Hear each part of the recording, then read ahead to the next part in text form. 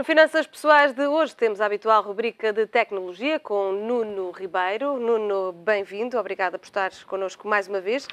A Tesla lançou a Tesla Powerball, uma bateria para casa. Que impacto é que isto vai ter no setor das utilities? É uma revolução.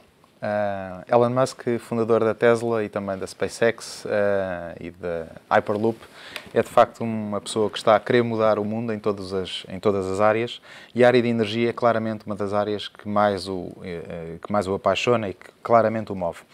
Aquilo que vai fazer a Powerwall basicamente é receber a energia que vem das placas solares e, portanto, reservar ou guardar toda essa energia numa bateria que é colocada em casa. Portanto, isto tem um impacto enorme, seja para países desenvolvidos, seja para países subdesenvolvidos, ou seja, tem o mesmo impacto que teve na área das telecomunicações, os telefones móveis. E, portanto, é qualquer um de nós poder reservar e guardar essa energia em sua casa, sermos autónomos do ponto de vista energético e, mais do que isso, mesmo quando temos energia elétrica de rede pública, por exemplo, é utilizar os períodos de tarifas mais baixas para carregar essa bateria. E, portanto, de facto, pode ter um impacto tremendo no setor da energia e naquilo que é a vida de todos nós. E está preparada para, neste momento, ser útil em cada casa? Claramente, ou seja, a maior parte algumas casas já têm painéis solares, em Portugal já existem alguns, a Alemanha consta que é o país dos países que tem maior número de placas solares e é claramente o mercado-alvo de Elon Musk e também os Estados Unidos. E, portanto, é de facto um potencial enorme que a Tesla acabou de apresentar, não apenas para o seu negócio, mas para revolucionar, do ponto de vista energético, a forma como nós gerimos a energia e com a energia renovável, não poluente, claramente muito mais eficiente do que os combustíveis fósseis e, portanto, é uma revolução antecipada já por Elon Musk para os próximos anos. Continuando nas tecnológicas, a Apple apresentou resultados, mais uma vez, extraordinários, mas ainda assim, depois das ações terem batido os $135, houve uma descida. Bom, é sempre difícil explicar porque é que as ações descem ou sobem, que sobem tipicamente porque há bons resultados e foi isso que foi demonstrado no primeiro dia, logo após a apresentação de resultados. Muitas pessoas decidem vender ações porque atingiram os máximos históricos e, portanto, do ponto de vista de a captação de mais-valias é um movimento que tipicamente acontece porque há pessoas a recolherem mais-valias, mas há mais alguns fatores que podem ter influenciado neste curto prazo esta descida da Apple. Um deles tem a ver com o facto de ter sido descoberto aparentemente um bug ou dois bugs no Apple Watch. Um deles tem a ver com o vibrador, ou seja, nós recebermos alertas e o relógio vibrar. E o outro foi descoberto também, que é os sensores aparentemente não funcionam em pessoas que tenham tatuagens na pele junto do pulso e, portanto, não conseguem detectar o seu batimento cardíaco, por exemplo. E, portanto, estes dois fatores associados ao Apple Watch. Há um outro fator, falado à boca pequena, que é a possibilidade de a Apple pagar uma multa na União Europeia, no caso da Irlanda, por ter tido uma otimização fiscal na Irlanda, e isso pode ter um impacto de cerca de $1.000 milhões. Ainda assim, são coisas pequenas para aquilo que é o potencial que a Apple tem e os resultados do último trimestre foram extraordinários, ou seja, um crescimento de cerca de 27% face ao período homólogo e cerca de 40% no lucro por ação, é claramente um valor astronómico. O potencial da Apple é gigantesco, ou seja, não há uma visão de qual é o máximo histórico da Apple. Eu li a semana passada um artigo interessantíssimo que era na CNBC, que dizia que as pessoas que estão pessimistas sobre a Apple, ou seja, chegou ao máximo histórico, precisavam de facto de uma terapia.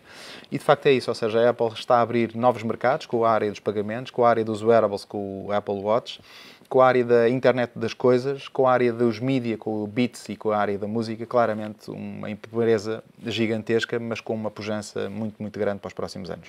Nuno, muito rapidamente, temos tempo para um comentário muito curto relativamente à Salesforce. Há o rumor de que poderá haver interessados na sua aquisição.